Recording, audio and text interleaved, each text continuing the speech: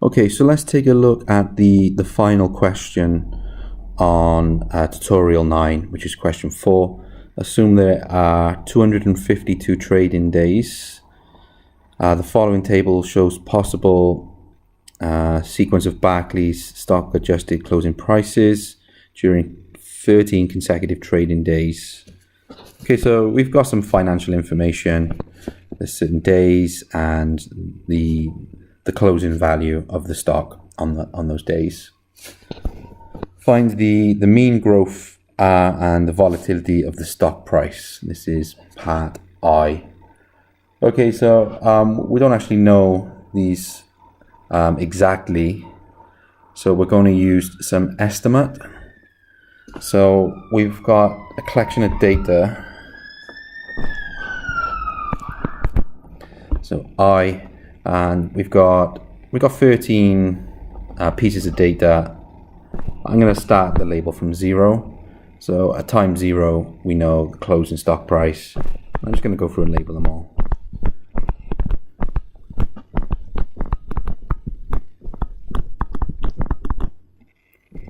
Okay, so there's the 13 data points, and we're looking for the mean growth rate. Okay, well, we're going to estimate it. So let's take a look at the daily growth rates. Okay, we're working in continuous time, so we're going to assume that the growth rate. So you take the closing price of one day divided by the closing price the day before. You divide those numbers, you get the rate of growth, and we're assuming that it follows continuous compounding, so E to some rate over that period. So simple rearrangement. The growth rates are the logs of the quotients of consecutive closing prices. Okay, so we need to calculate these YIs. And we're going to do this for I from, well, we can't do it time 0 because we don't know the price before. So we can start from time 1. And we're going to go up to time, well, if we go up to, is it N? Okay, whatever, just up to some number N. Okay, so we're going to calculate the log of SI divided by SI minus 1. Okay, it's a bit of a tedious task. You might want to skip forward about 1 minute while I just write these numbers on.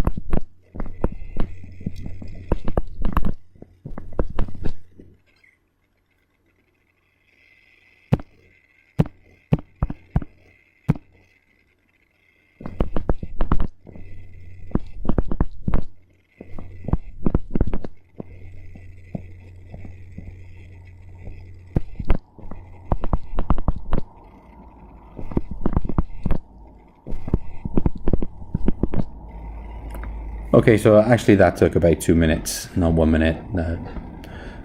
Whatever. That's just a bit of computation, a bit of number crunching. Okay, so now we've got the daily growth rates, and we want to estimate the growth rate assumed to be over the whole year using our data.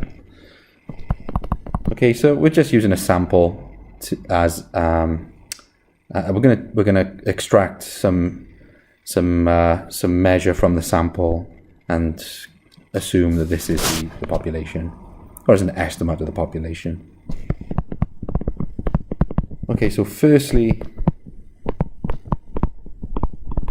we should compute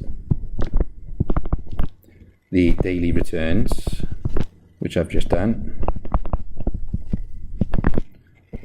And we're going to use the sample mean,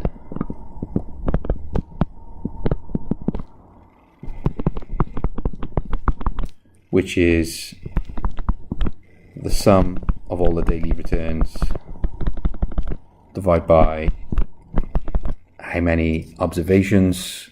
So in our case, n is we got 13 pieces of information. Is it 13? No, 12 pieces of information. So n is actually 12 in our case.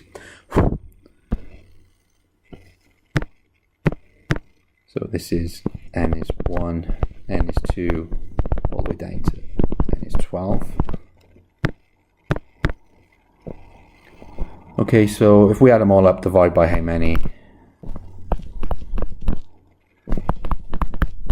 we should get a mean of about 0.2% or so. And we can also calculate the sample variance.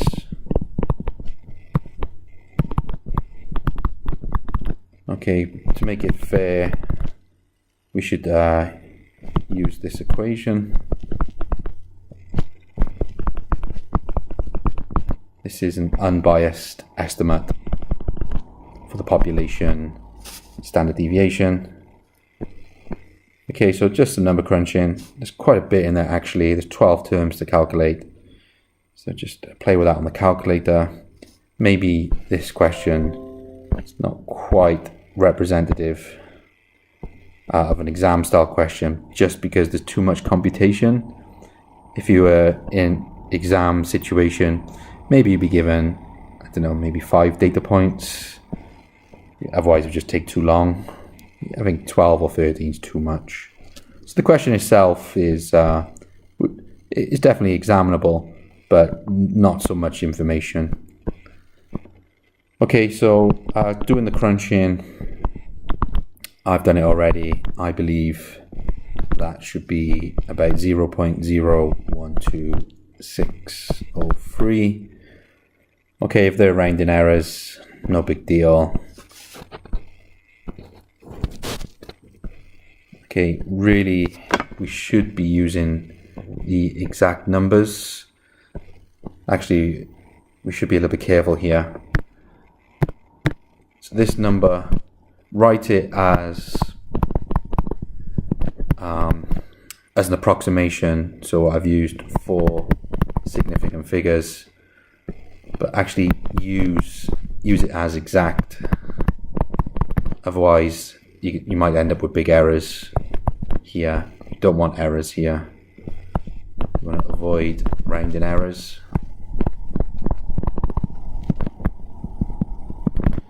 So to avoid the rounding errors, use the exact number for the mean, but you can write it to 4 significant figures when you're doing your calculations in here. Okay, so we've got some information about the sample. So now we're going to go to the population. So we're going to assume there are 252 consecutive trading days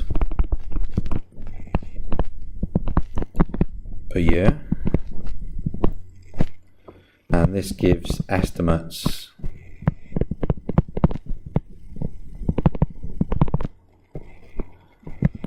population growth. So we've calculated it per day using our sample. So if we times that by 252, we get approximately a daily growth rate of about 0.5408%. Okay, similarly for the standard deviation, so we can add all the variances up. We're going to take square roots as well. So we end up with the square root of 252 times the daily standard deviation, which is about 0.2%. Okay, so that completes the first part of the question. There's quite a bit in there. So we have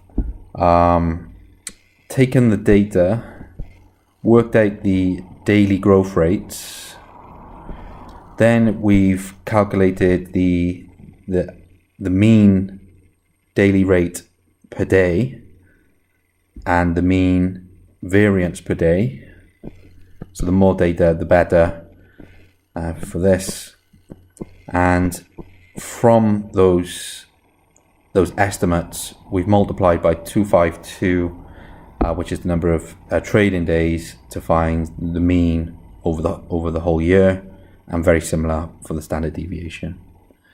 Okay, there's some quite technical things in there, so I think I'm going to stop this video now and split part I and part II.